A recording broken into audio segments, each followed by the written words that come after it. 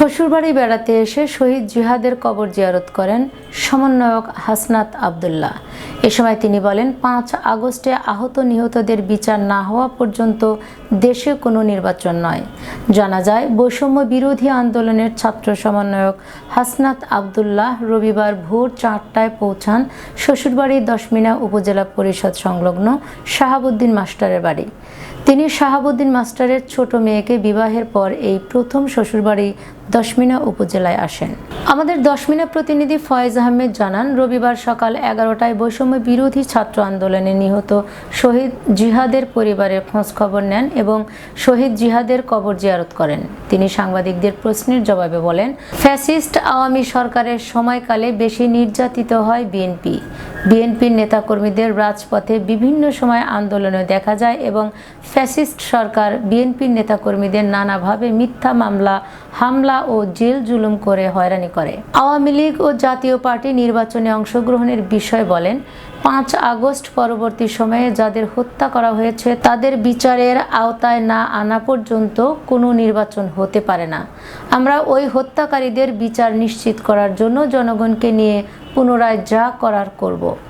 Fascist সরকার পালানোর পর বর্তমান দেশ গড়তে সময় লাগবে। আমরাও চাই নির্বাচনের জন্য একটি সুষ্ঠু সুন্দর পরিবেশ তৈরি করা হবে। ৫ আগস্ট এ বৈষম্য বিরোধী ছাত্র আন্দোলনে আহতদের সুচিকিৎসার জন্য বারবার আমরা সরকারকে বলে যাচ্ছি। আহতদের সুচিকিৎসা ও নিহতদের জন্য জুলাই ফাউন্ডেশন সংগঠনের মাধ্যমে সরকার কাজ করে যাচ্ছে। এ সময় তার সাথে ছিলেন নিহত শহীদ জিহাদের বাবা নুরু হোসেন মোল্লা, চাচা রুহুল আমিন মোল্লা, চাচা আল আমিন মোল্লা, উপজেলা বিএনপির সাবেক যুগ্ম সাধারণ সম্পাদক মোহাম্মদ ফখরুজ্জামান বাদল, উপজেলা যুবদলের যুগ্ম আহ্বায়ক আবুল বাশার সহ ছাত্রদলের সদস্যবৃন্দ। প্রণিধানযোগ্য তো সেই জায়গা থেকে কিছু আহত আমরা দেখেছি যে সরকারের সাথে বসেছে, মন্ত্রণালয়ে বসেছে, কিন্তু তারা অন্যান্য অধিকাংশ আহত দেখা গিয়েছে কি সরকার যেই টাইম ফ্রেম বেঁধে দিয়েছে সেটা মেনেছে, কিন্তু তার মধ্যে কিছু কিছু আহত রয়েছে যারা হয়তো চাচ্ছেন এই ব্যাপারটাকে আরও দ্রুতগতি করার জন্য। তো সেই জায়গা থেকে তারা সরকারের টাইম ফ্রেমটা মানছেন না এবং তারা চাচ্ছেন যে আবার একটা আন্দোলন করতে।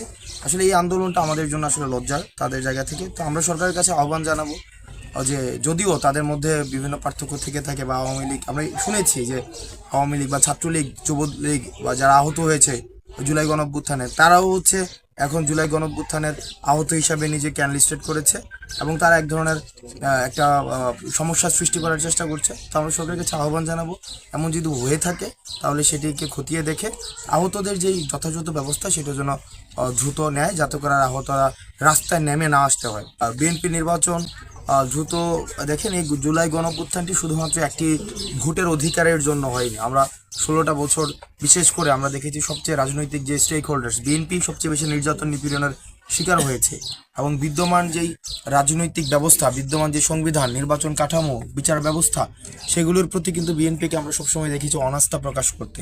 তো সেই জায়গা থেকে এই যে সংস্কারের যে আহ্বান, যতটা না অন্তর্বর্তীকালীন সরকার এই কয়েকদিন ধরে করছে, তার থেকে কিন্তু এই আহ্বানগুলো বিএনপি থেকেই গত 16 বছর ধরে ছিল।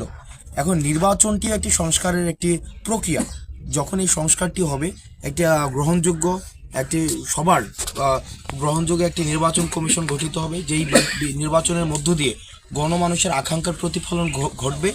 সেই ধরনের নির্বাচন কাঠামো যখনই গড়ে উঠবে, ঠিক সেই সময়ের মধ্যে আমরা মনে করি নির্বাচন দেওয়া যাবে। এবং নির্বাচন বিষয়টি আওয়ামী লীগ এবং জাতীয় পার্টি যারা গত 3টি ইলেকশনে যারা এই ফেসিজমকে ফেসিলিটেট করেছে, তারা নির্বাচনে আসবে কি আসবে না সেই সিদ্ধান্ত নেবে জনগণ। তবে আমরা ছাত্র নাগরিকদের বৈষম্য বিরোধী ছাত্র আন্দোলনের যারা সামনে থেকে নেতৃত্ব দিয়েছে বা বৈষম্য বিরোধী ছাত্র আন্দোলনের প্রত্যেকটি মানুষের গণ আকাঙ্ক্ষার যেটি সেটা হচ্ছে আগে তাদের বিচার নিশ্চিত হতে হবে। তারা যে এই গত 16 বছর ধরে যে গুম খুন হত্যার রাজত্ব কায়েম করেছে, সেটির বিচার নিশ্চিত করতে হবে। যেমন আমি গতকাল এসে শুনেছি যে আমার একজন পরিচিত, আমি জানতাম না, ওনাকেও দীর্ঘ 1 বছর সেখানে গুম করে রাখা হয়েছে। তো এই গুম খুনের হত্যার বিচার যতদিন হবে, এগুলোর বিচারের পরে তাদের আগে বিচার নিশ্চিত হবে। তো বিচারের আগে তাদের নির্বাচনকে আমরা কখনোই আমরা স্বাগত জানাবো না এবং সেটাকে আমরা গণতান্ত্রিকভাবেই প্রতিরোধ করবো। জুলাই শুক্রবার বেলা 3:30টার সময় আল্লাহ জন্মিত হয়ে দুনিয়া থেকে আল্লাহ চির বিদায় নিয়েছেন। আল্লাহ আল্লাহ মেহেরবানি করে আমরা তো নেক আমল করেছি, সবটুকু আল্লাহ জিয়াদ হোসেন মোল্লার পাক দিয়ে পৌঁছাইয়া দেন। আল্লাহ তার কবরটা আপনি জান্নাতের টুকরা বানাইয়া দেন। আল্লাহ দেশকে ভালোবেসে আল্লাহ দেশের জন্য শহীদ হয়েছেন। আল্লাহ আপনি তাকে শাহাদাতের মর্যাদা দান করেন। আল্লাহ আল্লাহ তারা পাঁচজন সমন্বয়ক আল্লাহ এত অত্যন্ত পরিশ্রমের মাধ্যমে আল্লাহ অত্যন্ত বলিষ্ঠ আল্লাহ কণ্ঠস্বরের মাধ্যমে আল্লাহ অত্যন্ত ত্যাগের মাধ্যমে আল্লাহ বাংলাদেশকে দ্বিতীয়বার স্বাধীন করেছেন। আল্লাহ আমার ভাইরা আল্লাহ আমাদের ভাইদেরকে আপনি কবুল আর মঞ্জুর করেন। তাদের মনে নেক আশা তাওহীদের বাণী লা ইলাহা ইল্লাল্লাহ।